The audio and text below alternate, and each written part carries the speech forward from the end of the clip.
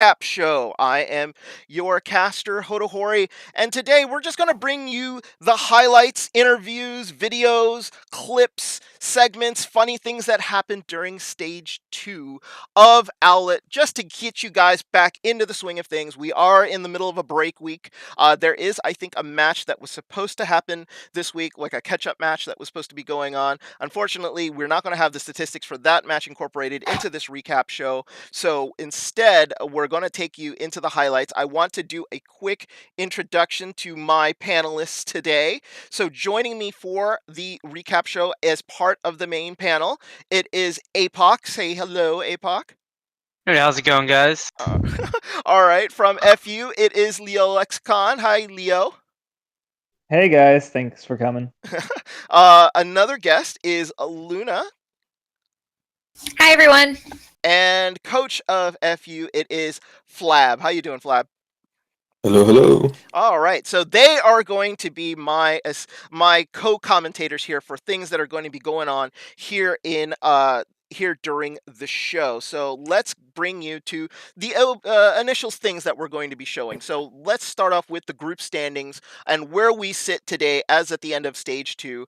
It is in the Snowy division, being led currently by the Deadlock Gang. They went 5-1 in stage 2, doing really, really well, followed up by WSOL with a 4-2 record, tied with Don't Envy Us at 4-2. Rinse and Shine, Aftermath, and Oasis did also very well in the Snowy division, tied at 3-3.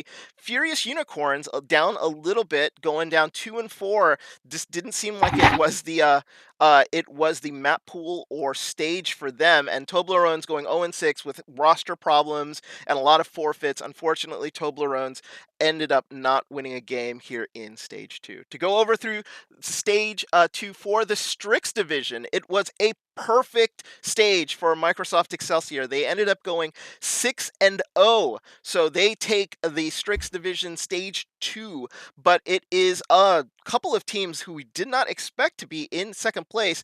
It is Top Ramen, Los Muertos, and Banned by the Way. Banned by the Way going into fourth just because of map differential, but Top Ramen having an excellent Sage 2 with a 4-2 record. Los Muertos and Banned by the Way 3-2. C4H, they are now 2-2. They were one of the teams I think that needed to make up a game this week during the break week. Vote Meme today, Naptime, and Lotus were your trailing teams in the Strix division. So let's take a look at the overall standings here. And the overall standings sit like this. It is Microsoft Excelsior, the number 1 overall team with a 10-2 record and a plus 30 map differential, followed up by the Deadlock Gang, WSOL, Banned by the Way, and Top Ramen make up your top 5. And then it is a glut there between 6 and 12. These are all teams that are all in close to making that sort of final playoff spot. Furious Unicorns drop, having a tough stage 2. They dropped to 6th place with a 7-5 record. Don't Envious improve, going 6-6 overall, and Los Muertos make up the final playoff spot at 6-5 with a 0 differential. Some things going on today, but Los Muertos right now sits currently in 8th place. Now, I want to ask the panel for our first question here. So I'm going to direct this up to Flab. Flab, is there any teams here that you think in the top 8 that have just dramatically improved, or or you've seen some great improvement here as stage 2 has occurred? To me, I think the Deadlock Gang has really improved. They were down and up here and there on stage 1, but they really did start to show what they can do. And since they did 4 hours, I think they are really good Mm. at the moment. And I think they really have a good chance on actually getting the first place here. All right. Also, Flabla, just to correct you, Coach, your fabulous memory. We didn't get 4-0-3-1, boy. Remember that. We won at Oh, neutral. okay, yeah. I wasn't there, all right. So Oh, right, you were in Germany, right? that's right. So unfortunately he wasn't there for that particular game, but APOC, WSOL went Zero, 2 out of the last 3 matches that you, I think, played in the end of stage 2 ended up being losses there. You end up dropping into 3rd place. Was that just a blip there for SOL?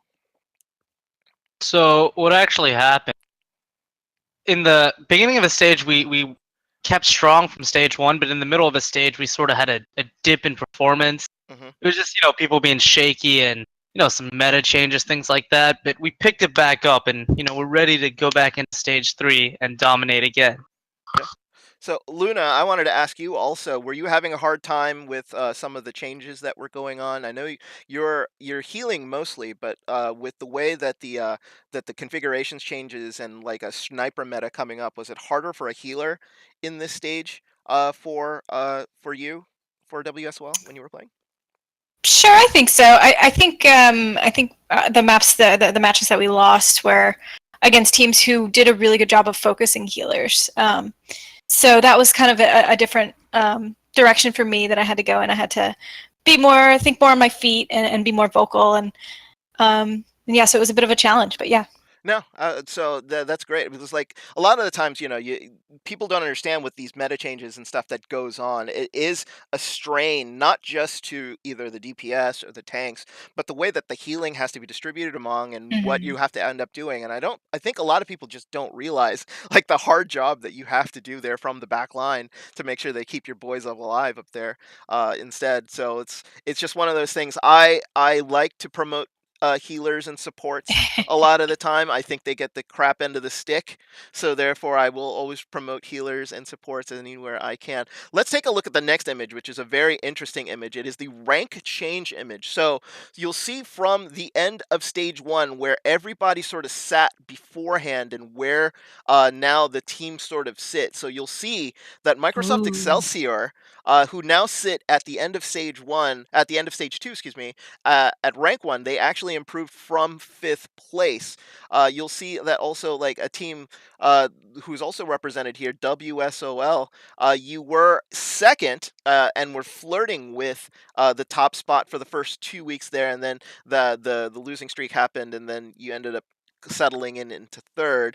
And for you boys here in FU, Furious Unicorns there, you were in 3rd at the end of stage 1, but it was a tough stage for you guys. So like you'll see yourself settling in here in 6, but you'll see you have the movements there. So a lot of movement, and you see one of the biggest movers here was Don't Envious, starting at the end of stage 1 in 11th place and moving all the way to 7th. And then you see there's just the variations in a lot of the teams. So there's still a lot of shuffling going on between the teams here. So it just goes to show that the league here is very, very even when it comes to pretty much all of the teams here in the league. So you see a lot of movement here. And the next category I'm going to sort of direct to all of you here in channel is what teams did well on the new map. So there were 4 new maps that were incorporated that were not originally in stage 1, and they were Anubis, Numbani, Elios, and Dorado. And we broke out records for all of the teams, and there were a lot of we sort of tried to figure out what the top 5 teams on each map were. And on Anubis, you see that it is WSOL who is perfect with a 3-0 record along with Microsoft Excel. Top Ramen and Rinse and Shine break the top 5 of Anubis. It looked like the the map changes helped them a lot because they were 2-0-1 on Anubis, and then Envy and FU were tied with a 2-1 record to close out the top 5 on Anubis. And Numbani, Elios, and Dorado, you see some surprises here. Rinse and Shine appear both in the top 5 in both Numbani and Elios, and Unicorns here appear on the top 5 here of Dorado. So you'll see like all the different maps here did not really affect a lot of the top teams, but some of the mid-table teams did very, very well with some of the new map changes. So I want to direct this to Leo as part of Furious Unicorns here. It's like the new maps here, it looks like you guys did really, really well on Dorado and Anubis. Were there any sort of difficulties playing in any of these matches, in any of these maps that were difficult compared to like some of the map selections in stage 1? Oh yeah, definitely. As our team, I feel like our team tends to be a little bit better in the deathball composition, and like maps like Nimbani, Dorado, Ilios, they're really favored for dive center teams, right? Mm-hmm. Probably you can see Microsoft Excelsior. I haven't been able to watch footage of them, but I'm pretty sure, I'm guessing by the record, they must be pretty good job at diving. Because like 4-0 and Umbani, 4-0 and Ilios, it just shows like their diversity. But like for us, Anubis is really similar to like Volskaya, because 2CP for some reason we're just good at it. Like we hate it, but apparently we're just good. So it's like we need to get better in King of like control maps, like King of the Hill kind of situations, because I feel like that's our like Achilles heel right now. Because for example, like a map like Oasis, we struggle a lot, and Flab has screamed at us many times that we need to we need to follow some instructions. But hopefully for stage 3, we get to clean those kind of things up. Yeah, so Flav, like, tell me as a coach though, how are you prepping for like these maps? Was there anything like general that you were telling your team on what they need to be looking for these maps? Did they pose like a special challenge as a coach going in to just sort of prepping and letting your team like sort of figure out how to play these maps? Again, since I wasn't here for the most of it, there weren't really much things I was able to tell them. Mm-hmm. But on stage 2, we really wanted to focus on diving because that kind of became the thing again. Since all of these maps, Numbani is pretty much dive centered, as Leo said. Dorado as well can work non-dive, but still very like dive centered. And Ilios, I don't really want to talk about Ilios. It's just a bad map. Agree. Let's remove it. So Luna, one of the two maps that WSOL actually, who is a leader in the league, that don't appear is on Ilios and Dorado. So can you tell me specifically some challenges that WSOL had on those particular maps? Yeah, so Ilios, I think in particular, it doesn't play well to our style. I think, especially things like Well, where you have to do Arisa Hog a lot. We just didn't get a lot of practice with Arisa Hog. But Dorado, yeah, same thing. Our dive really shaped up toward the end of the stage, but I think the days where Dorado appeared were kind of earlier in the season, earlier in the stage. So we didn't really have a whole lot of practice on those. But yeah. Yeah. How about you, APOC? I mean, you were tanking for a lot of this stuff. I mean, was there anything difficult? So preparing for the new maps was, we weren't as prepared for them obviously as the old maps that remained in the pool, but a big thing was the style on the maps is very different. As said multiple times, it's very dive heavy, and while we look good on some of the maps, on others we didn't. And partially that's because of like the way dive plays out. For example, on Anubis or Nambani is different to Dorado, in that Dorado, there's a lot more static play. Like their wrist is really powerful on first point, and there's a lot more close chokes, less open space, as well as the fact that there maybe some maps we were down a few players or had to shift up, our roster. We have a lot of flexible players, so we had to shift a few things around to accommodate missing people, and we made the most of it, and I think we put up a good showing. Well, that's good. So, like, you don't. Some of these maps, I think, will be dropping out for the next stage. So it's not like you're going to have to worry about them all the time now. So it's just that this is some informational things. I know that a lot of people have been very into the Excel file that I've been creating for the league, which keeps track of map records and all this stuff. And I know that a lot of people really love the data here that we get to do. So wanted to feature some of that here going into the stage recap. So now going into a new segment here, we're going to be spotlighting some matches. And there was a call from the last stage recap show that we didn't actually do enough sort of game footage. So we actually pulled the three producers of the show, it was myself, Ad, and Direboy, decided on 3 matches that we thought would be great to sort of feature and let people see somewhat like a 2-minute clip of with regards to statistics. So the first match that we're actually going to be featuring is going to be Aftermath versus WSOL. So now in this particular match, it was Aftermath winning 3-2, but we thought that this was one of the better matches here in stage 2. So we're going to have the video here going to be showing up. So on the cast here, and we're going to be featuring the casters because it's going to feature a lot of the commentary. It'll be Stittle and King Spiedelman. So enjoy this highlight video, and we'll be following up here shortly with APOC and Luna. Audit taking a couple small hits from the Widowmaker. Gonna get picked up by ADD. Kiwi, big kills in there. Kiwi and ADD just sweeping up WSOL. Be careful about Sensix. Sensix going all the way around the outside here. There's the Dragon Blade. There goes the Zenyatta. Darlis is out of the fight. And Vic looks like he's moved on to the Brig to try and counter this dive comp. Hey, get it swinging in your favor. Oh yeah, and there's a little bit of a side where we stomp on land. Oh, they're gonna get healed back up. They're popping the blade immediately. He's going swinging. Gonna find 4 people. That's crazy. 6 found Vive and all of that, but Vive is gonna get rezzed. Ad found someone. Pretty much the entire team has used their ults in this fight. So now Aftermath doing pretty good. Hungry Hippo, Rydaris, or sorry, not Rydaris, Veritas ate the Graviton. Oh, it doesn't matter. ADD with the beautiful shadow right there. And ADD and Kiwi just coming in, cleaning up house. The pressure from Rydaris on the high ground to the right. He switches over, gets shot by Sensik, and now the floodgates have opened. We will see WSOL just kind of barrage onto the point. I mean, bullying is definitely a legitimate strategy in this game. Oh man, Rydaris dropping in behind the Reinhardt to get a couple of quick and swift strikes. 12 meters in counting, which is just a little bit of space here within the game. They do have a coalescence from Shelly Beam. We're not going to see it just yet, but the Earth Shatter coming in isn't going to grab much. ADD getting the kill. Aftermath trying to get their way in, but oh no, Sensei going to get the kill into Shelly Beam.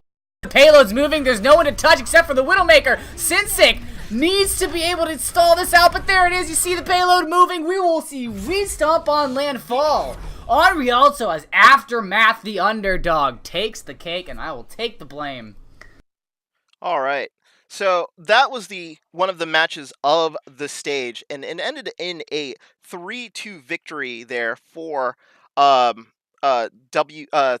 for Aftermath. And we have a couple of players who are part of the panel. It is so APOC and Luna, you were a part of that match. So I'm going to go to Luna first. Luna, what was sort of the turning point in that match? Aftermath was going in there probably as a heavy underdog going into the match, and they were able to sort of pull it out. What issues were you having during that match? So I think we kind of let Kiwi kind of run amok a little bit. He's a very, very strong off tank, and we didn't respect that enough. I think he kind of got into our backline quite a bit. And so I think that was probably one of the reasons. And again, the map pool wasn't in our favor. We had a couple of people on vacation as well. I think there are plenty of things that I could fall back on. But really, Aftermath they played really well. We put up a good fight, and I'm glad that it went to 5 maps. I think it was if any match were to go to 5 maps, I would have wanted that one too. So yeah, I think it was well played on both sides, but Aftermath came out on top. Oh, okay. What about you, APOC? Like, you were playing a varying amount, so you were not just tanking, you were also DPS, I think, in the match too. So, like, were there specific strategies that you had going into some of the maps there against Aftermath that just sort of, while you were either tanking or DPSing, that specifically either worked or didn't work?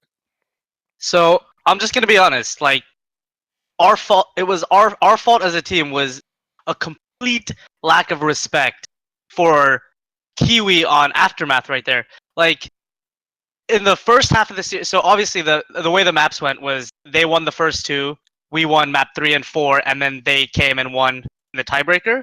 So at the beginning of a series, Kiwi was walking all over us. Don't want to discredit anyone else on the team, but he was doing so much work and creating so much space, it allowed his entire team, he basically facilitated his entire team to play how they wanted to play, and he was a phenomenal player. Like, definitely completely disrespected him. And then the thing is, going into the half, we're like, okay, we can't let this keep happening. We need to make some adjustments. So we did a whole switch up. It wasn't planned or anything. We just, changed up the style. We're like, we got to play around this guy. We can't let him popping off.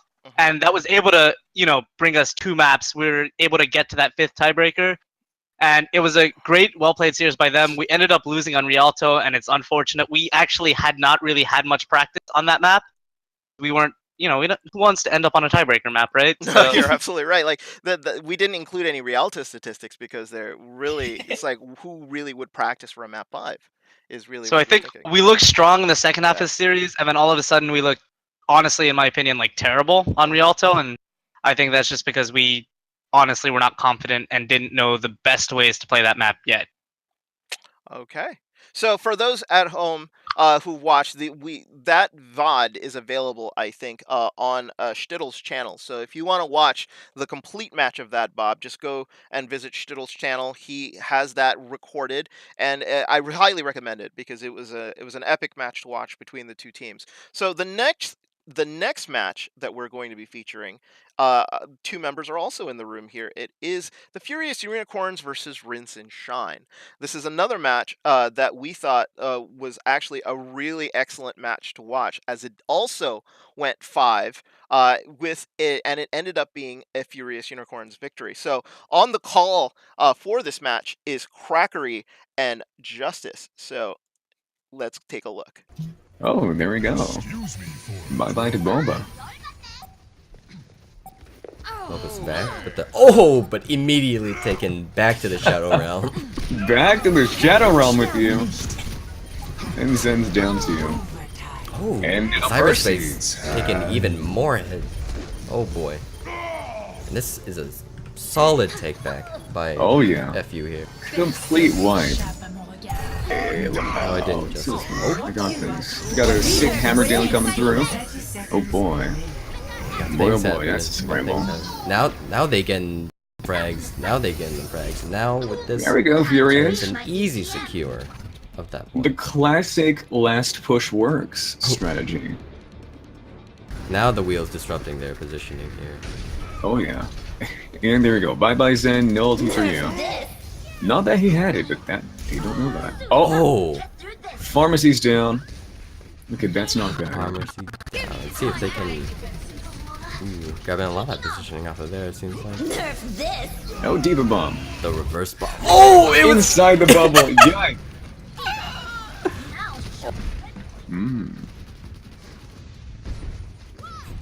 Actually, we do have no, there she goes. How many people you think got that joke in the chat?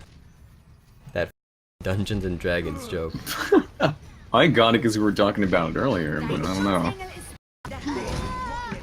Had it been a cold joke, probably would have missed it. That's a lot of frags, Justice. I think for FU. Yeah, I think that's 6. That's no, yeah, FU. Oh my! They might actually be able to do this. Yeah, definitely. I don't think Rinse and Shine has enough time to get back. Oh, Mercy flying in. Yes, thank you. Oh no, she flies away. You do. This is so close. Oh no. Oh boy. Oh, okay. no. FU, tanking it. There we go. Raviton to seal the deal. And Furious Unicorns manages to pull Furious through. Unicorns pulling through.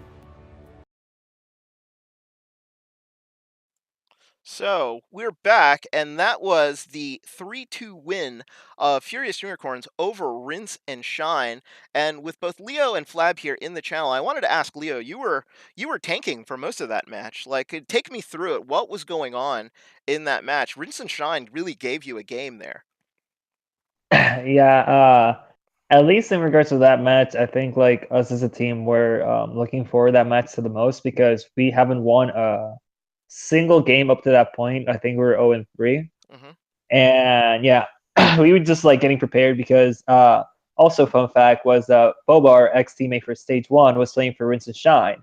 And since we had like that little grudge match, I was like, hey, Boba's on the other team, let's try to prove him wrong and just like see and try to be the better team. and like it was really hard fought match. Like there were instances where we were like just looking like a piece of dumpster, man. Like our team was just like really deflated, but then like next map came and then we were looking really good, and it's like, okay, so apparently we are a good team, so let's try to keep this ongoing. And it's like I remember that match specifically because I remember we lost, we won, we lost, we won, and then on Rialto we won. And it was just like a roller coaster of emotions. Like there were times like we were all like silent in the comms, which is something you never want. And then like after the game, we were so happy. I remember like we had like a death match like between the teams. Like we were just like celebrating because it's the first win of the stage. And like not only that, it was such a fun game because everybody got to participate. And I'm just like really proud of my team. One of my favorite moments of the tournament by far. Yeah. And Flab, you were actually back for this match, you said, so you were able to sort of coach and help Unicorns out. What were the things that you were sort of seeing that was affecting Unicorns really badly? That it seemed like Rinse and Shine had some advantages here and there during the matches, but it looked like you were able to sort of pull it out there at the end. Was it something that you said to your team? Were it slight changes that you were making during the match? Was there anything that you were saying to them specifically that made it into like the first win for you guys for the stage? I think the big problem what we had was that we couldn't step off the high horse since we were pretty high in the tournament for the first stage. I think we still had the mentality of being one of the best, even though we weren't. So I just told them, I'm sorry, but we are a shit team. So you guys have to step it up. We need to start working on things that on the first on all of those like easy stuff, and then work up to actually become one of the best. So the thing about what our team didn't or couldn't do was not pull ourselves together. So I just made them do that. Well, that's good. Sometimes tough love from a coach is absolutely needed for a team to sort of get right back on its feet. And you guys going 0-3 before this match, you guys were exposed and open. So it's a good thing sometimes that like you were able to come back and was able to sort of like let them know it's like, hey, you guys got to work hard. Wins don't come easy in this league, as they don't come easy anywhere. So it was just one of those things. So a good win there by the Furious Unicorns. And our final match that we're going to be featuring today is a couple of mid-table teams that sort of have come and improved as the stage has gotten on going forward. It's Top Ramen and Los Muertos, and on the call here is Dire Boyd and Fence 123. So let's check out the video. I also don't really know what else they can do. Cap seems to think that there's something they can do as he throws in that self-destruct, able to get the kill onto Gerald. And Fenzito is going to go down, and this is looking good still for Los Muertos. Ooh, a barrage comes out from Mr. Crate, gets one kill, but then is killed in return. It's kind of that kill over back to Top Ramen, but a really good Earth Shatter. I believe that was a 3K coming in from iMonkey. I don't love the Zarya at this point. There's a lot of verticality, but I guess once you have that Zarya, there's no reason to switch up. Able to get 1 kill, able to get 2 kills, able to get 3 kills. Dual hammer down. Don't really seem to grab anyone. Got the Gigok coming out with that blade, but there's no one to clean up because Draco Blatt is able to get that 3K on the Diva. Doing a lot of damage to take down those shields. It looks like Mr. Crit is definitely going to wait till the last minute there to even think about using ulti, but Raven comes in with a huge tire, knocking them off the point. They were waiting for that to happen. It basically puts an end to that point. Oh, a huge bomb by Draco, though, as he takes out Pandu and 2 supports. Mr. Crit doing what he can to rain Justice down, but unfortunately gets taken out. So he should in theory be able to build some stuff up fast enough. He spotted out the mine, yet still did nothing about it. And this is a huge battle, but Zoe is able to get them goodness. all pumped up in that Graviton. We hear that cannon. Healers. Everybody seems to be grouped up except for Hanzo. So it looks like the Graviton Surge, Rain is going to come down right on top of the team. The Double Dragon to finish it off with Fenzito sweeping up the debris. That's a team kill in overtime. That's definitely going to be a solid defense by Tom. So now I showed that match because Top Ramen and Los Muertos are on the outside looking into the top 4, and I wanted to basically sort of feature both of those teams. Those teams were absolutely fantastic in that match. That match was an absolute roller coaster. For those who want to check it out, I think it is on Direboyd's channel, or possibly the main channel here if you want to check out a video of that. And that was one of the best matches here in Stage 2. But I want to sort of put a question out there to everyone. I mean, has Owlet improved to the point now where there are no more rollovers? Like, we see occasional 4-0s here and there happening from certain teams and stuff, but when you're going into a match here against all of the teams in Owlet, you just have to I assume that you have to prepare properly. There are no more teams that are just like, oh my god, that's like an instant win.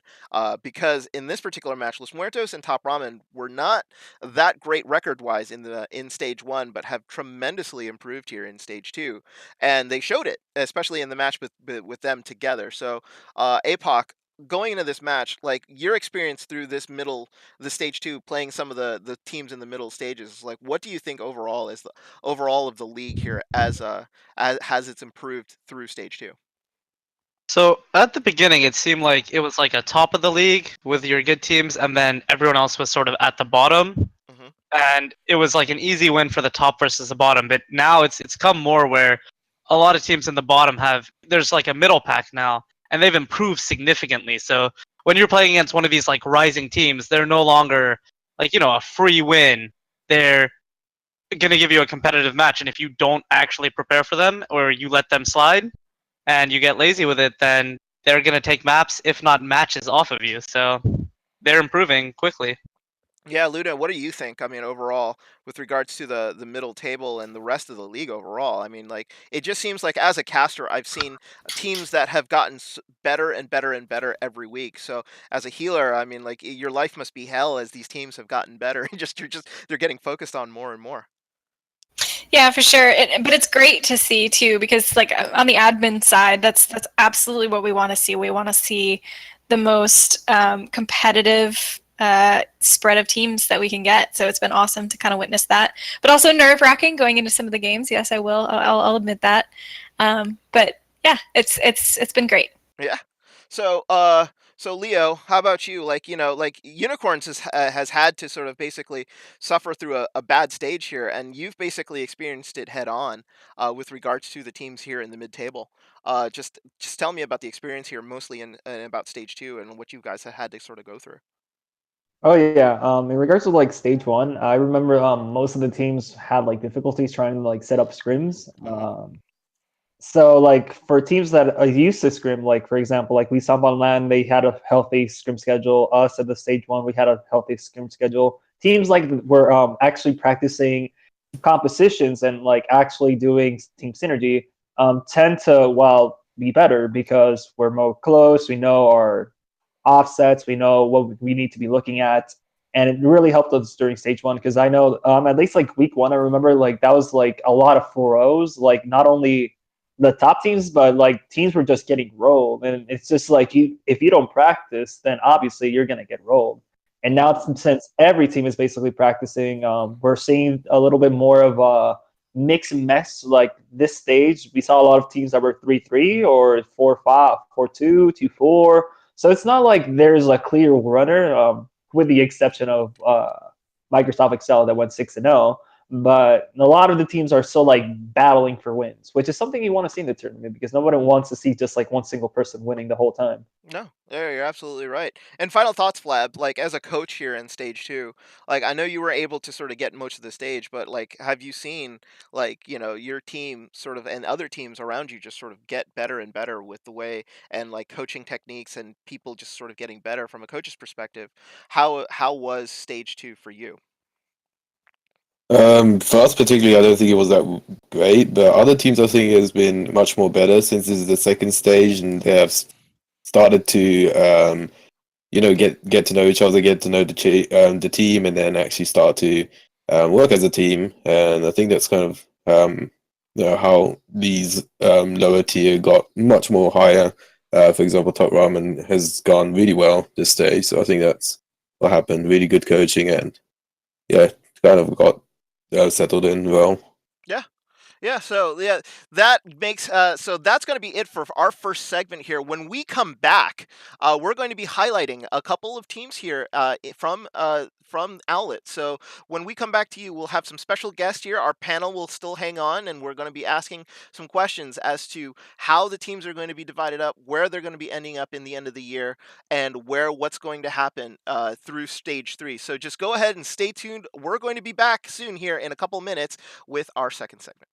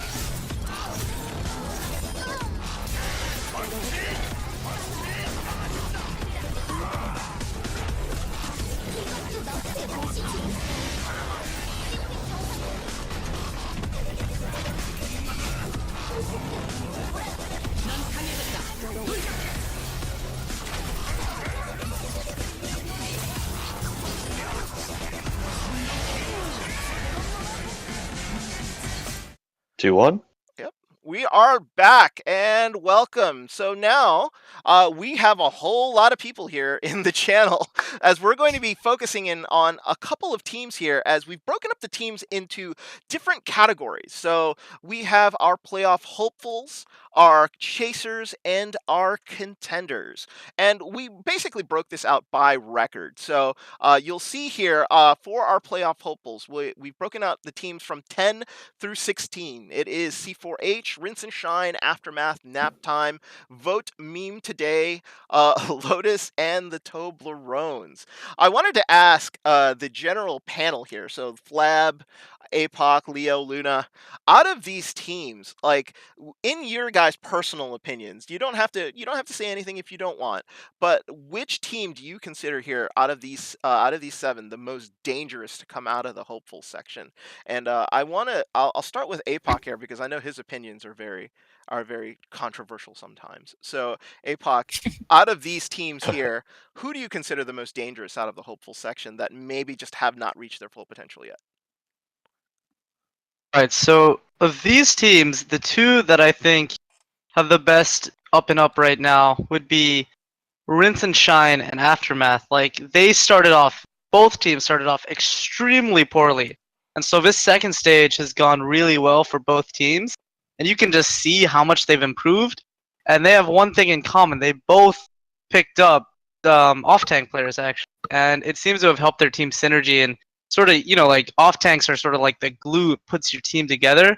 And I guess they've looked so much better. And of all the teams, a lot of those teams are actually like new or like, replace people and whatnot. due to the shuffle ups we've had at the beginning of stage 2. So I don't know if it's a little shaky on how they'll be, but these two teams have been consistently on the up since the transition into the second stage. All right. So you say Aftermath. So in the channel right now with me, so I would like to welcome both Ad and SMG to the channel. So we're going to be focusing in a little bit here on Aftermath right now. So how you guys doing? I'm feeling great. How about you? I'm doing fantastic. How about you? You just Ad, asked me that. Ed, are you there? Yep, I'm here too. Oh, okay. So just wanted to make sure. So you guys were chosen as a focus feature mainly because, one, I was enthralled with your WSOL match where you guys pulled out the win there 3-2 over APOC and Luna. And I thought it was just one of those things in which I sort of started digging in and finding out that you guys have done really, really well in this stage to sort of come up. We've got some statistics here up on the screen because now currently your stage 2 standing, you are 5th in the Snowy division, 12th overall, but your stage 2 record was 3-3, and you sit now overall at 5-7. So, but I wanted to ask you: were there any changes going into stage 2 that maybe sort of precipitated? So, what was going on here that maybe helped your improvement? You want to start with that, Ad? Sure. So we had actually a ton of changes coming into this stage. And during stage 1, we had different coaching staff, which was changed late into stage 1. So this was our first stage with the new coaching staff.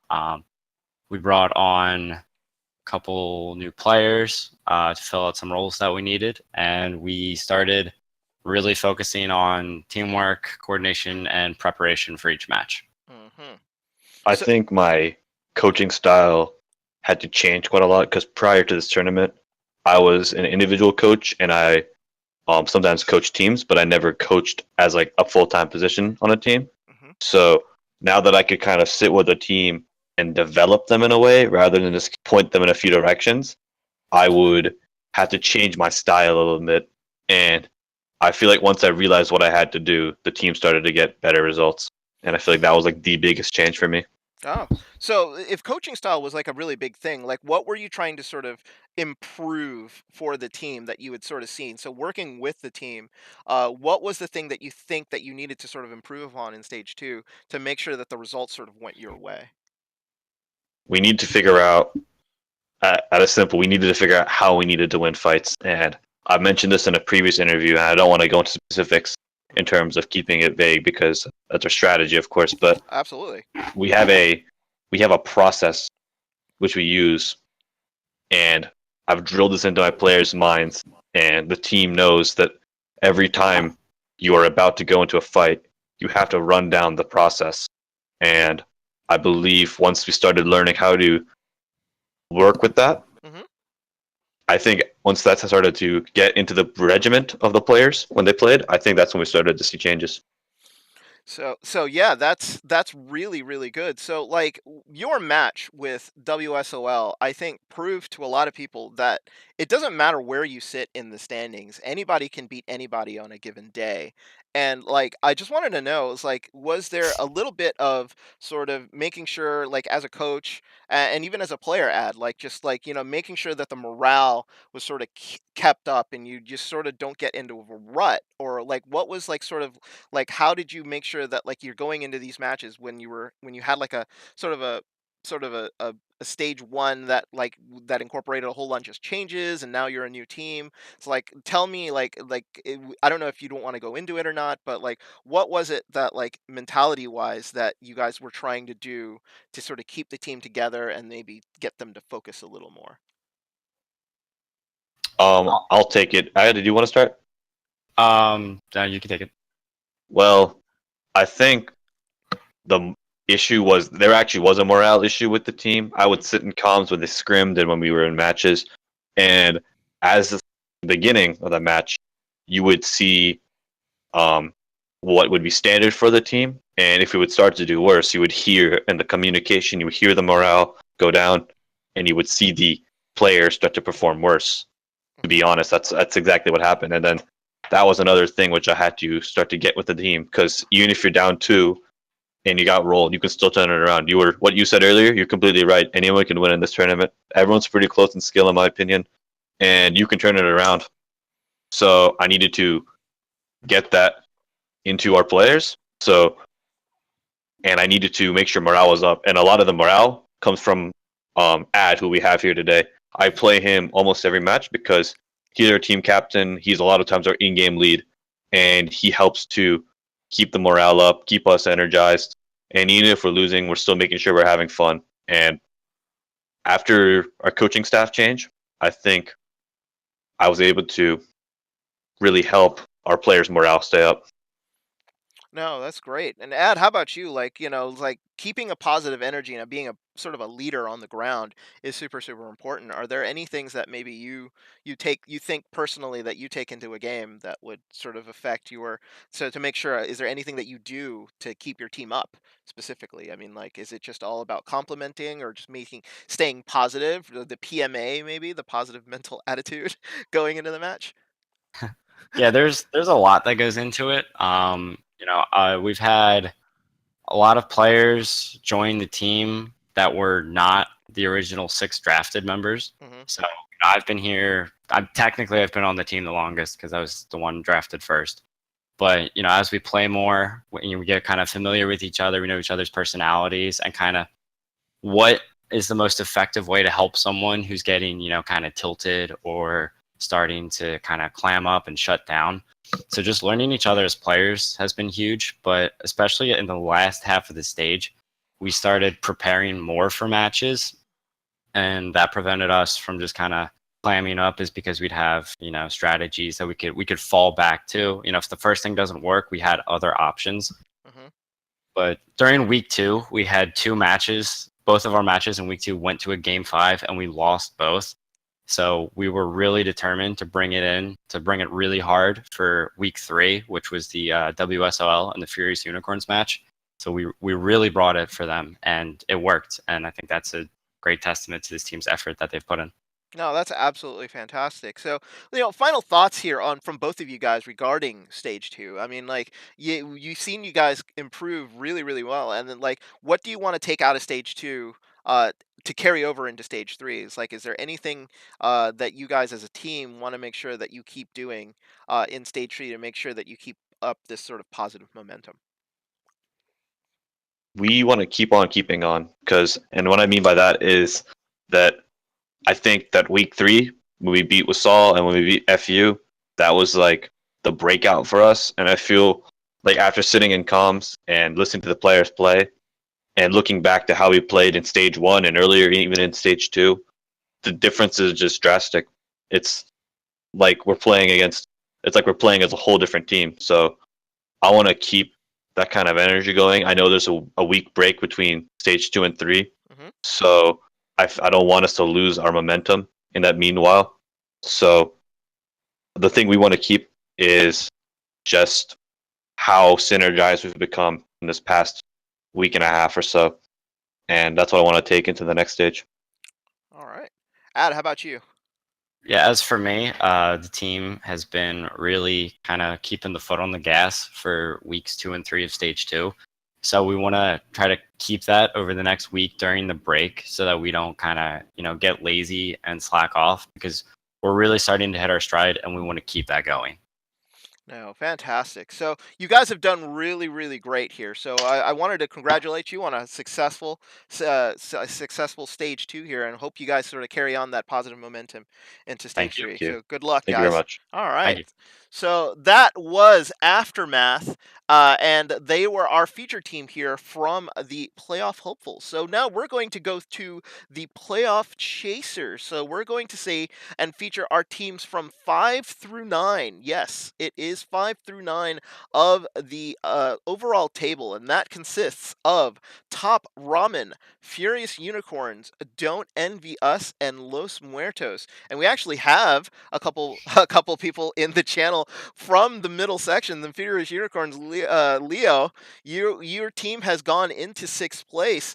These teams that are now in this section of the bracket are notoriously tough to play against.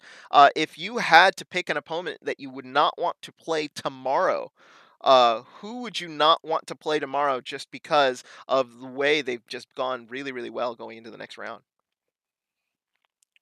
What was the question for me? Sorry, I just came back to the. Oh no, that's all right. So Leo, like you're in your group, the Furious Unicorns, are laying sixth in the standings. So, which is between Top Ramen, Envious, and above Muertos and Oasis.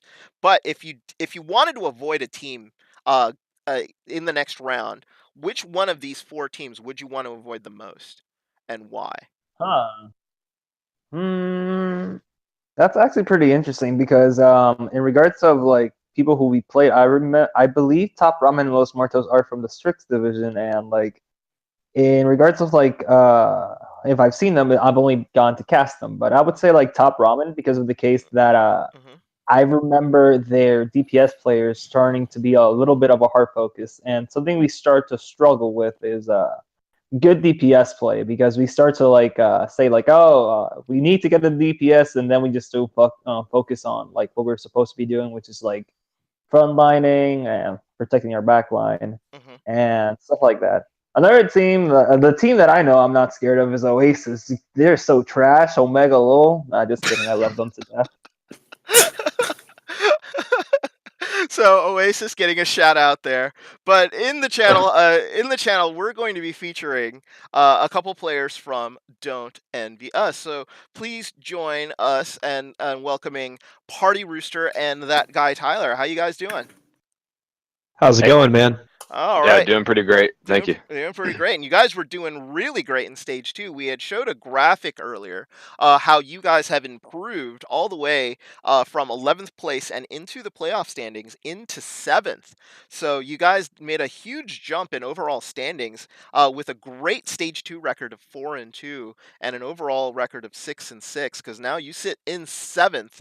And I wanted to sort of pick your brains a little bit because I wanted to ask the same question similarly that I was asking Aftermath. Was there anything that changed for you in stage 2 compared to stage 1 that sort of helped you guys sort of get along really well actually in this stage? Yeah, so Casey, if you don't mind, I take this. Yeah, go for it. So first thing, try. Shout out to you. I promise I'd do that. But anyway, I think the biggest thing that changed for us between 1 and 2 was the fact that we kind of changed our in-game lead. I was really happy. I was the original like team captain, and I was really happy to pass that on to Casey because I play a lot of sniper DPS like Hanzo Widow, and it's hard for me to focus on the gameplay when I'm doing my like Widow duel or if I'm just trying to get picks here and there. So I'm not really in the fight all the time. So making that switch to Casey, who's our off tank, and he's a really great player and has a great mind for the game and can really stay positive and keep the team going in the right direction together. I think that was probably our single-handedly the best thing outside of just improving our coordination and our team effort altogether. Oh shucks, thanks, Tyler. Yeah, yeah, that's why I wanted to take that one for you. But so like, anyway.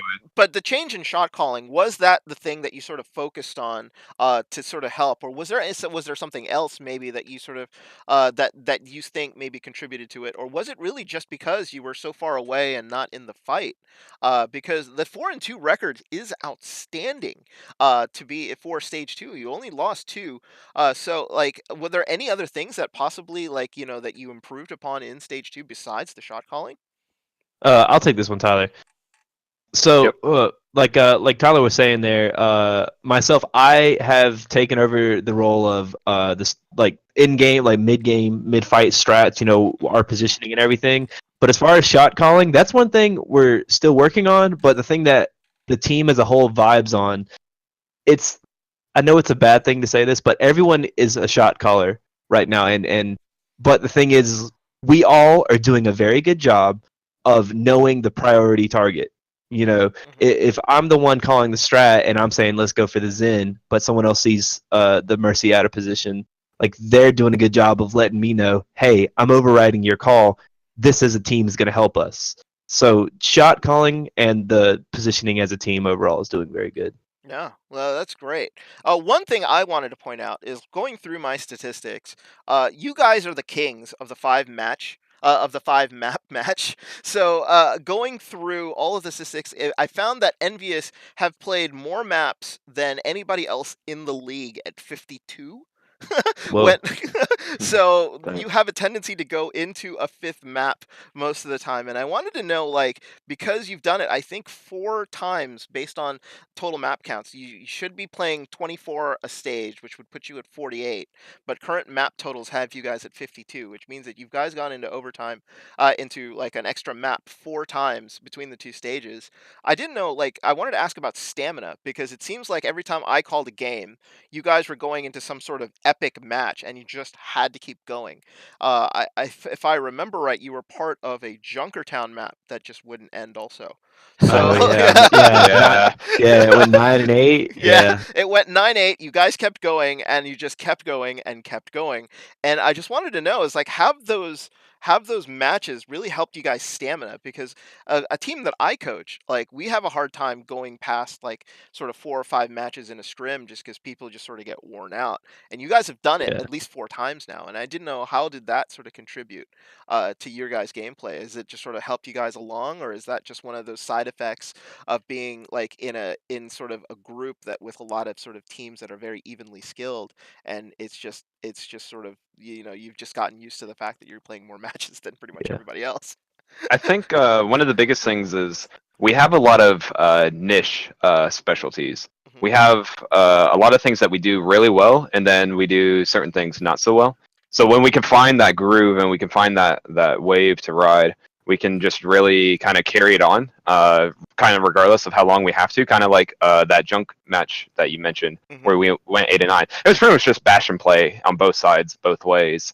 But we kind of held it out just a little bit longer because we knew we could do it. We knew we had the better of that mirror comp, and we just we believed in ourselves. And I think that's like one of the biggest things. Like when we believe in ourselves, we can really bring it to the other team. So yeah. Yeah, and another thing on that is like talking about the stamina part. It's so disheartening when you like when you've played a match for 20 minutes and then you're like, oh, we could lose. Should we just give up or should we keep pushing? That's where like whenever we schedule our scrims, and we'll just do maps back to back to back to back. Not just playing 4 or 5, but going to that 6, going to that 7, pushing for that extra mile. Push your team to go in for the long haul, really dig in and show that you're there to stay. No, absolutely. So like it's part stamina, part mentality, right? You can't sort of give up on any of those maps because like that one map that you give up that's just taken way too long could cost you in the end. So final question for you guys here is like, what do you guys want to carry over into stage 3? You guys' improvement has been tremendous, going up 4 spots, staying in the playoff, and now you guys are in the playoff sections. What do you want to carry into stage 3 that you guys have improved upon here in stage 2? And make sure that you just don't go back to sort of your old ways and doing stuff. So for me, for Rooster, I would like I would like to see us focus, clearly defining each team member's role in the fight. Like I'm positioning. We might have our Zenyatta be shot calling because he's throwing out those discords, but trying to have every single person know what they're going to do, and then also try and get each person to make that time in practice to practice on their full set of heroes with each one of our coaches, because our coaches, we're lucky enough to where we have a tank, we have a support, and we have a DPS coach. So making sure that they take the time to practice each one of their heroes. Yeah, and I think just a general attitude thing. I think we've kind of had like a real come to Jesus kind of meeting with the team kind of throughout the whole of stage 2. We recognize that, hey, we're in a real tournament. Hey, we're devoting a lot of time to this. Let's actually take it seriously and like play as a team and not play for yourself. And I think that's one thing that like a lot of us have really realized, and we respect each other, and we're there for each other. And I think that's probably my biggest thing, is just keep on the great team play that we saw in stage 2.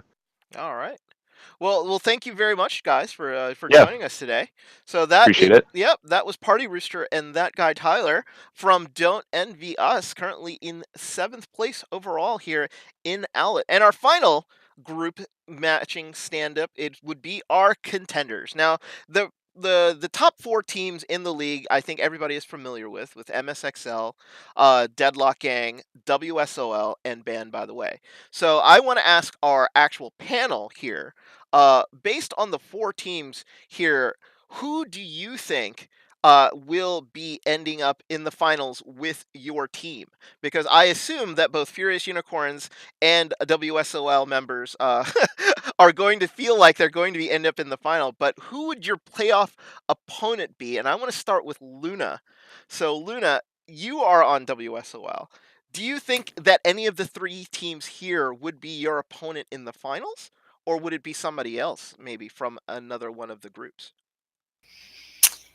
Honestly, I think MSXL is going to be in it. I think they're really stacked. Their team play is great. They've been so strong, both stage 1 and stage 2. It would take a really big dive in stage 3 and stage 4 for them not to make the finals, I feel like. So that's kind of my vote right there. How about you, APOC? Are you with your teammate there? Is that who you think you're going to meet up in the finals with? Because I assume you're thinking you're going to win. You're going to go all the way, right? Well, yeah, of course. I mean, what team is going to be here if they don't plan on being in the finals and winning the final? That's right. I do agree with Luna, though, in that of the way the current stages have looked, MSXL have been strong since the beginning. They don't look to be faltering much at all. I really feel like they're going to be in the finals. And if not them, then Deadlock Gang has also been looking really on the up right now. But my personal opinion, I think it's going to be us. Mystic. So Flab, you haven't been able to talk in a bit. So I know the FU has had a challenging stage 2. You're going to right the ship. You're going to end up in the final. Who is the team that you think is going to be in there with you? Oh, I don't agree with MSXL. I think Deadlock Gang is going to be in the final.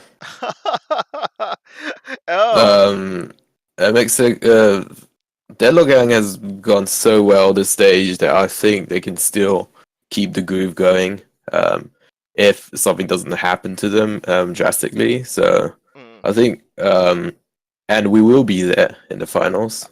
That's what I want to hear. Deadlock Gang. All right. How about you, Leo? Do you agree with your coach?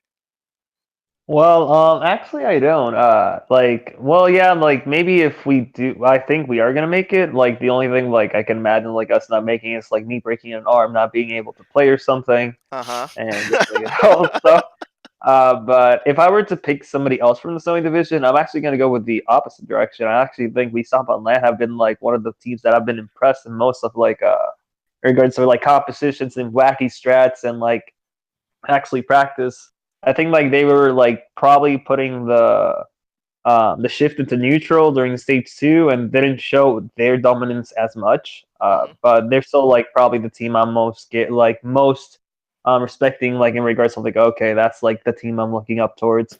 And then for the Strix division, I guess Bam by the Way has always been my dream scenario of the finals because I love those guys so much and they really play well. Their coaching is probably top notch in regards to the tournament, and they really have really great players. And every time I cast them, they always give me the my favorite matches to cast because, for example, with the time I casted a 2-minute push, I wanted to die because my voice was just so strained.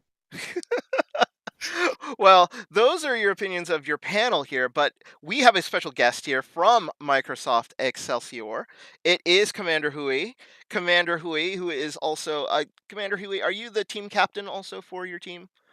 Not really a team captain. We don't really have a team captain. But I'm the projectile DPS. I said that's my role. That's your role, but your role has been fantastic, as you've seen a couple of your co-commentators here have predicted that if they were in the final, they would probably see Excelsior in the final too. So let's go over a little bit of what has been Microsoft Excelsior. Overall stage record, you guys were perfect, 6-0, the only perfect team in stage 2 that has given you a record of 10-2 after a 4-2 start here in stage 1. Your first overall in stage 2, first overall in the Strix division, and then first overall. Was there any changes that you guys did in stage 2, or was it just sort of keep on keeping on doing what you were doing in stage 1 and it just happened to sort of fall good for you guys? I mean, in stage 1, our 2 losses came from 1 5v6 and what I'll call a 5.5 v6. So, I mean, it's because we had, we had 2 people that were unavailable for stage 1, Napalm Bait and Isaac or Thick Daddy, and I mean, at least having just 6 people show up, I think that was a big thing because we probably feel that in stage 1, if we had 6 people, we would have probably been able to finish out 6-0 anyway. But another thing that probably changed a lot was we brought in Raponics. Okay. I think he's been amazing because Flame wanted to step down from the Widow, the DPS, so we were able to bring in Raponics, and he's been fantastic, along with Isaac. His hooks, like, it's amazing that he just gets a pick and it's already the fight. It's already one-sided, or it would be Raponics. He gets a pick on Widow, and then it's a one-sided fight again. And I think those 2 acquisitions are the best, along with Napalm Bait. And I think he's been a great acquisition. Just adds more depth. Yeah, I wanted to ask about Thick Daddy. Is the fact that like he is pretty much a Roadhog one trick, right? Like I've never seen him play anything really else. But he is so good at those hooks and flanking. I mean, it's like, do you guys like sort of give him like a little bit of instruction on where he should be going, or do you just sort of let him go and sort of try to get a pick off through the sides and just sort of let him do his thing and just and think? Because I've seen him basically just run over teams by himself, and it's pretty insane. Yeah, usually he just kind of just goes on his own. He knows what's to do. He knows what he needs to do to get out of there alive, and we always have the healers that are always on standby. The Mercy's always ready to kind of cut him in at a safe distance and give him heals if he needs extra escape. But otherwise, we kind of just wait on a pick. That's kind of how we roll. We get a pick and we react to that. And you push in, yeah. So I wanted to ask, because I casted the final of the Scrub Cup, which you guys were in and ended up winning.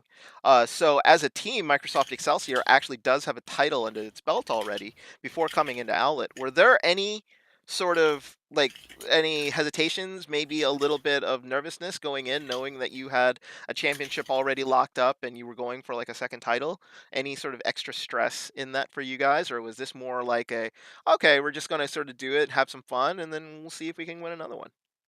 Well, most of the team didn't even play in the Scrub Cup for MSXL, so we don't have the stress because none of us had even played for MSXL because we're basically just a new team. Just 3 out of the 10 players were on that team. Okay. So we don't really have the stress of, we have to repeat because it's just a brand new team. It's not the same.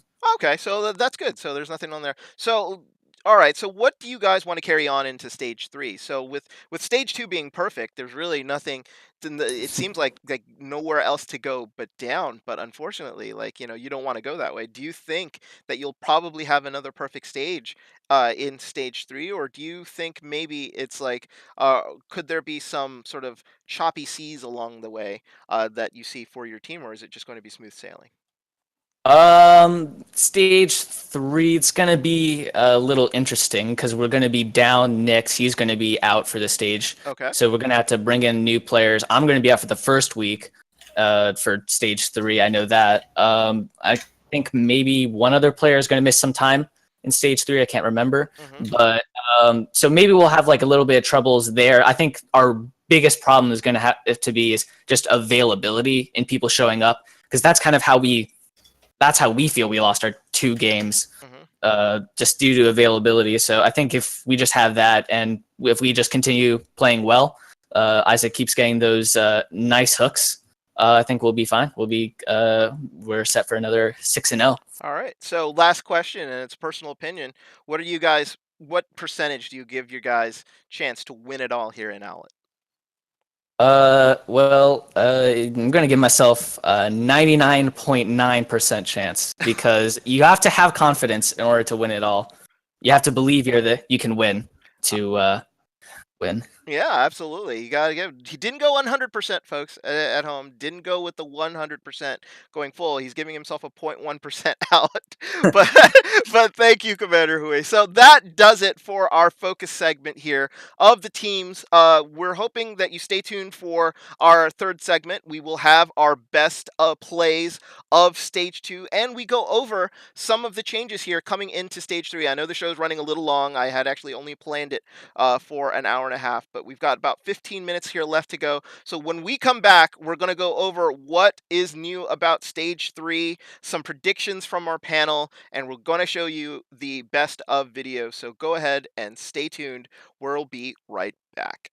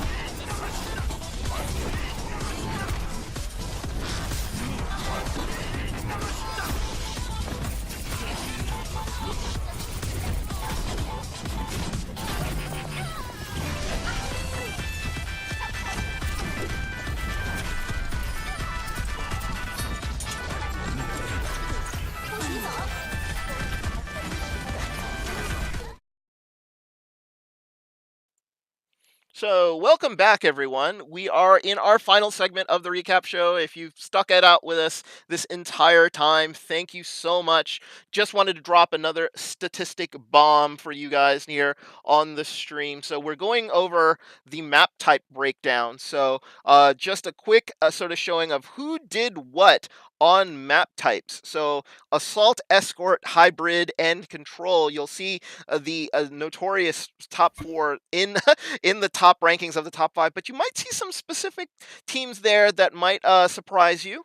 Envy doing very well on Assault, going 7 and 5 on 2CP. You see Top Ramen doing really well here on Hybrid and Escort, which is I think contributed to their jump in rankings, as going 7 and 3 and 7 and 4 on the Hybrid maps. And on Control, it is Deadlock, the masters of King of the Hill, with an 11 and 2 record. And you see also like WSOL, Band, and Envy up there. Envy with 8 and 7. That was one of the things I asked them about. Since they went into a map 5 in stage 4, like stage 1, excuse me, 3 times, they actually played 3 more Control maps than anybody else in the league. So they're sitting at 8 and 7. 15 maps played on Control, which is pretty crazy. I just wanted to ask you guys, personal opinions.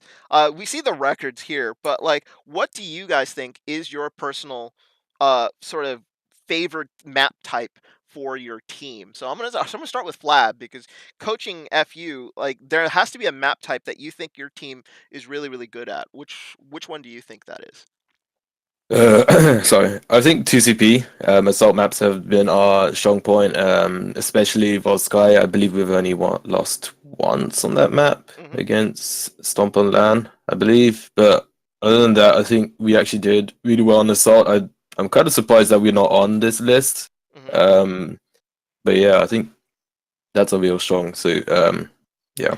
Yeah. So what about you, Apoc? What do you think? What is your sort of favorite map type overall? And what you think? Like WSOL is all over the board here because you guys have done very, very well amongst everything. But if you had to pick a map type you could play, which one would it be and why? So a lot of my team probably don't like this map type, and I'm one of the. A lot of people don't like this, but I personally really enjoy Assault P maps, and we do really well on them, and I like them because they're really cancer, and that's like Oh perfect. my god. And it's really fun being cancer and attacking the cancer, and I don't know, but we play well on it. It's our best record apparently. I didn't know that. Yeah. A lot of the other map types, we have certain maps in that category, like certain control maps we're good at, certain ones we're bad at. But for Assault 2 CP across the board generally, even on maps we feel weaker on, still pull out the W. So yeah. So would you consider yourself the chemotherapy of Cancer Assault? Oh my! No. I'm this transcended level of cancer. So great. Oh my It god, we overcomes the rest we of the have cancer. Senora the very doctor true. over here. Well, Dr. Apoc said Assault is his favorite. Leo, what is your favorite map type of all of these that we've mentioned here? It's actually kind of funny because like my favorite map type to play is control map, but my team we are garbage in like control. Like, oh my god, Oasis! Every now I have just like nightmares. I see Oasis, not a team, Jesus Christ, but the map. Every time I see Oasis, it just like it gives me nightmares. Like personally, the map I most hate to play against is Assault. Anubis, and specifically, is my most disliked map, but for some reason I'm really good at it, and my team is as well. But that's about it. I have no comments. Like I just don't understand the maps. I'm bad. I hate. I'm good at, but the maps I like, I'm bad at. So. How about you, Luna? Like, are you with your teammate here with regards to Assault, or you're just like no?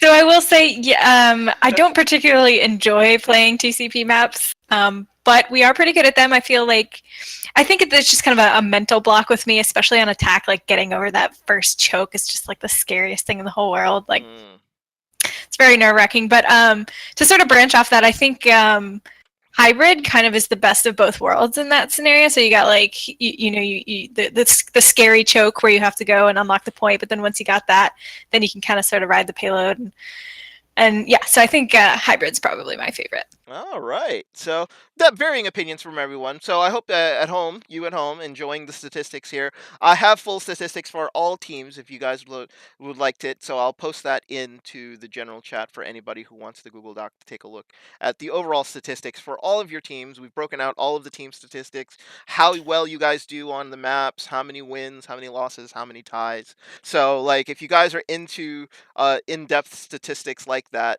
just give me a DM and I'll send you the link to the Google Doc so that you guys can take a look. Now, let's talk about Stage 3. So we're going to show a little graphic here that shows what is new for Stage 3. So there are 3 new maps being incorporated into Stage 3. It is Blizzard World, Route 66, and Horizon Lunar Colony. And there is a new character evolved that is allowed. It is going to be Symmetra. Symmetra, the reworked, I create a giant wall that you cannot break because there is 5,000 HP character will now be available for play here in Stage 3. So I want to start with Luna here. It's like, out of the 3 maps, like, which one do you think is going to cause trouble for most of the people here in Owlet? Because I can see Horizon being very bad. I can see Blizzard World being very bad. But Route 66 was one of the main maps that was part of original build out. So maybe people have played that more. So what do you think, Luna? What do you think of the maps? The new maps I think Horizon will probably give people the most trouble just because even in its reworked state, it's kind of broken still. It's a little weird. Yeah, so I think I'll go with that one for like least favorite. I think Blizzard World is going to be the most interesting. I think there are going to be some teams who are really going to excel on that map, and then there'll probably be some teams who really struggle on that map as well. So yeah, Blizzard World's a bit of a sniper's paradise too. So it's like there's just tons of places that you can hide. So anybody who has been practicing their Widow, get ready because Blizzard World is made for you. Leo, how about you? What do you think of the new maps here coming into the new stage? Regards to the new maps, obviously people are gonna be scared of like Horizon, but Horizon is like this weird map because usually you see a lot of Orisa on point A, and then you have to switch to Winston. Something similar that happens in Junkertown. So you just can't have somebody who's specifically a tank player, specifically like on one hero. He needs to know, okay, if they're playing this hero, I need to be sure to switch to this thing and stuff like that.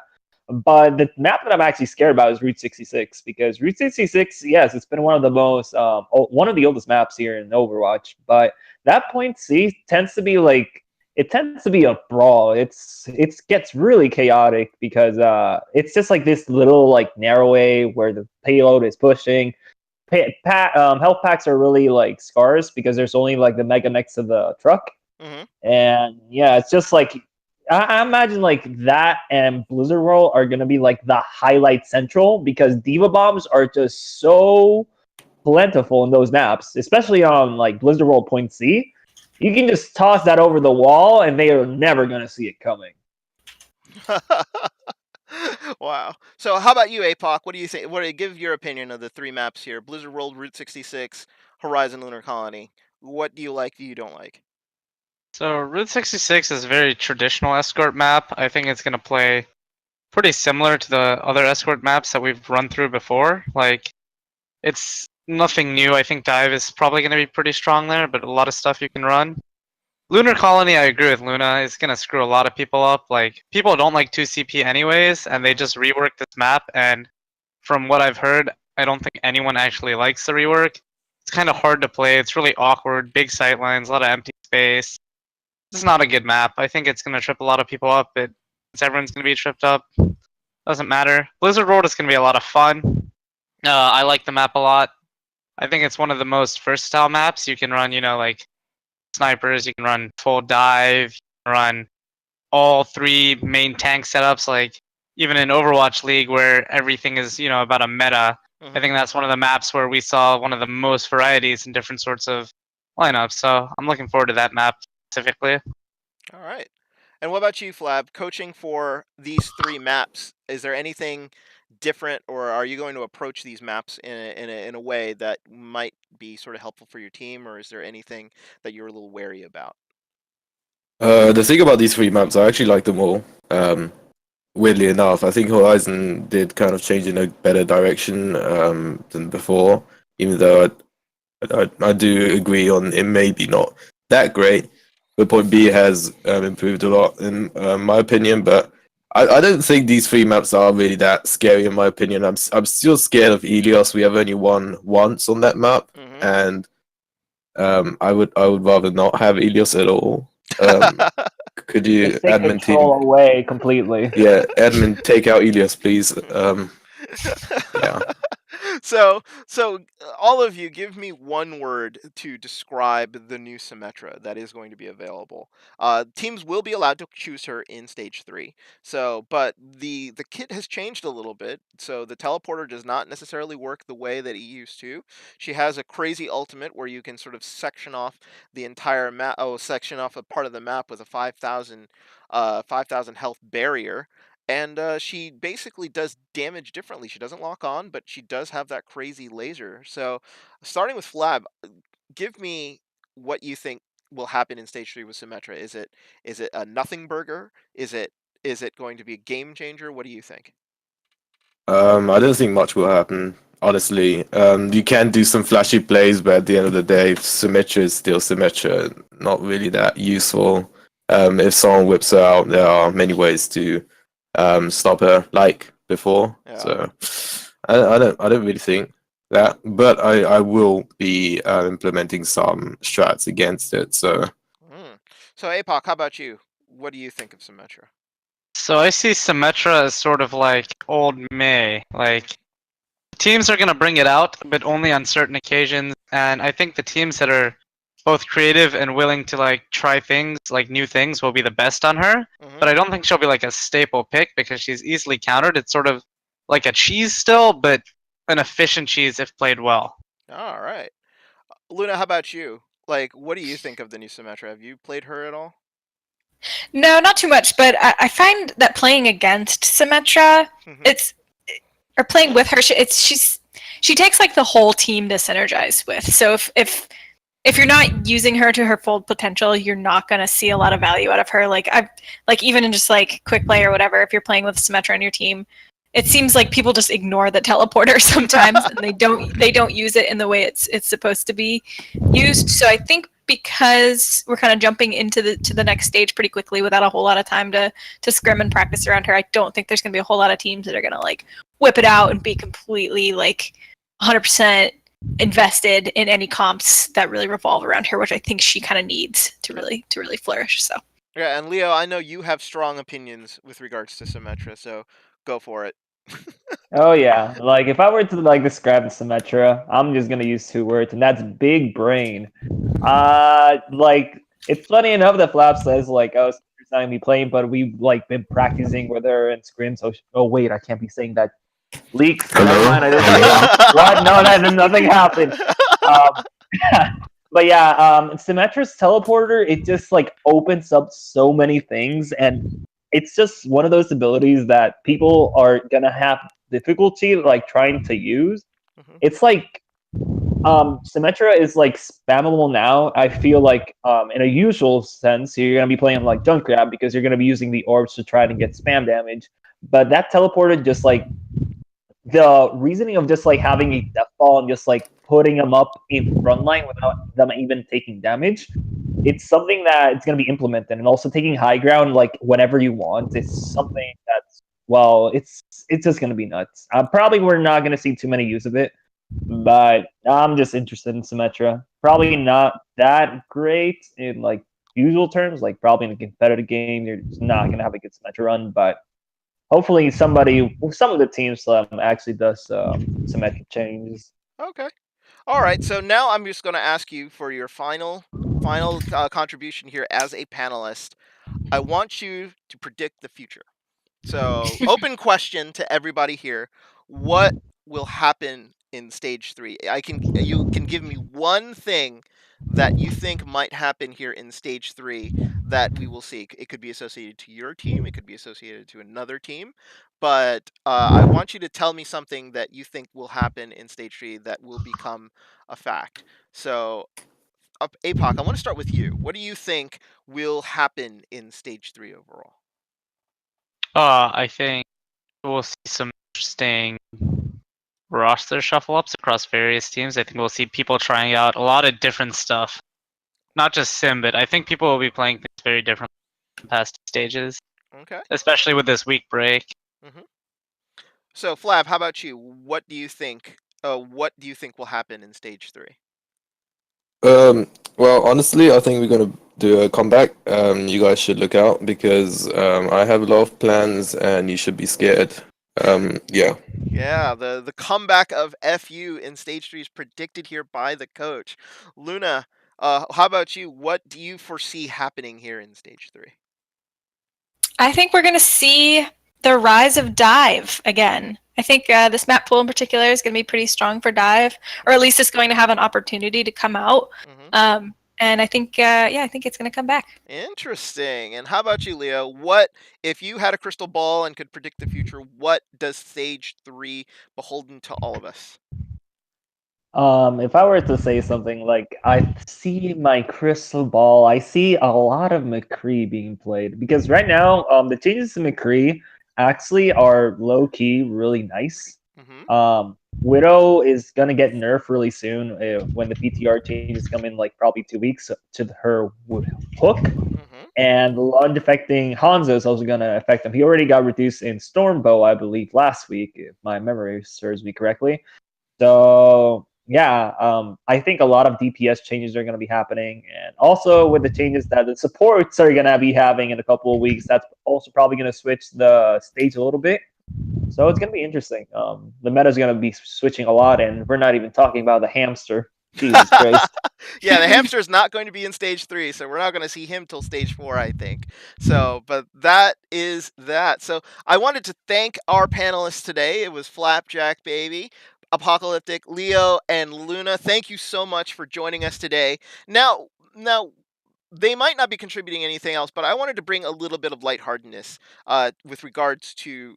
So that happened in Owlet. So WSOL is known for its strategies here. So you're going to see a video here come up of them from stage 1 using an interesting Mei wall here with our man APOC here on the Mei.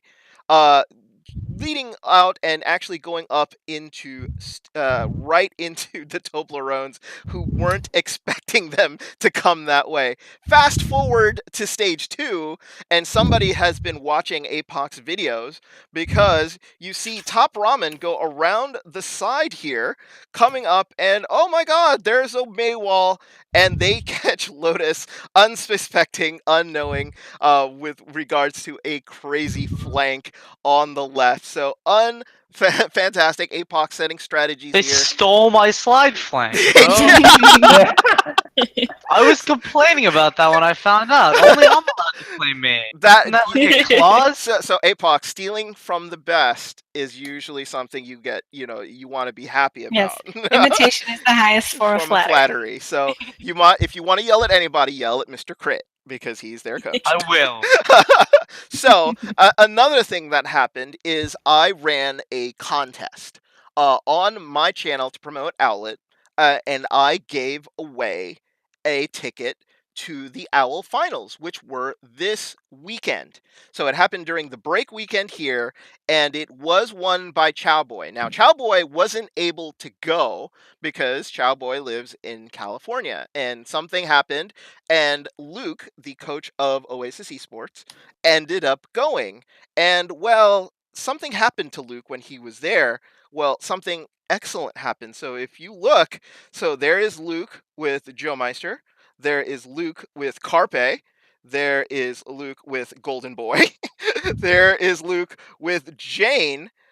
Now him with Reinforce. With I think that's a star from Disney. I don't remember who that was. What that guy's name was. Oh, that's Dylan Sprouse. That's Dylan Sprouse. One of. So who is it, Leo? Like, what is he? Like, I don't know who he was. That was just one of those things. Oh yeah, dude, Sweet Life and Second Cody. So that's him with Dylan Sprouse, who Leo happens to know. And this ended up being his seat. So the story goes is that he took my general admission ticket that I ended up giving to Chowboy, who ended up getting to Luke. And he ended up literally 4 rows from the front and basically meeting every VIP that was available there at the Owl Finals. This could have been you, folks. This could have been you if you had followed the instructions on my channel. It could have been you watching the Owl Finals in the VIP section and meeting all of the Philadelphia Fusion. So if you want to know more of that story, talk to Luke in the channel. He can tell you. He apparently had the greatest weekend of his life on Friday and Saturday, meeting all of the stars from Owlet, from Owl, and meeting those guys there. But that's gonna do it for us today. We're gonna end with our stage 2 clips video. These are all the clips that you guys had sent in for the highlights, your cues, your best plays, all of this stuff. I wanted to thank everybody on the panel here for joining us today, and for you guys to sitting through this hour-and-a-half cast of the recap of Stage 2. Thank you to everyone who has played in Owlet, and thank you for everybody who contributed clips. That's going to do it for us. Enjoy the clip show. This is 10 minutes long, because apparently this time you guys actually sent clips to me, as opposed for me begging for you in Stage 1, so I have about 10 minutes worth of highlights for you guys to sort of watch through. So enjoy, and thanks so much for joining us today. Poggers. Thanks.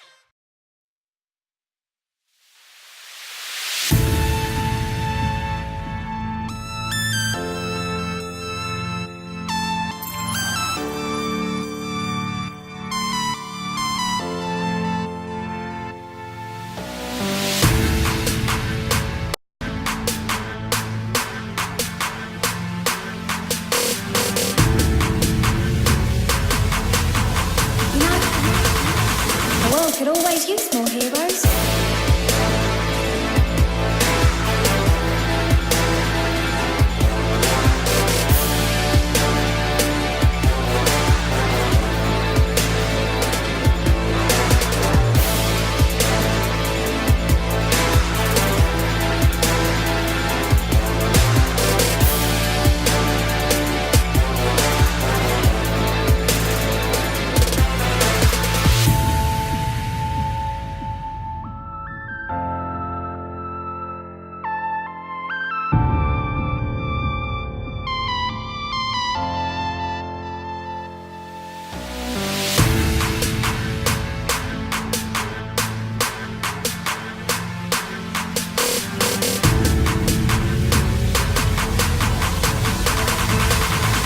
Yuga wa ga teki wo kurau!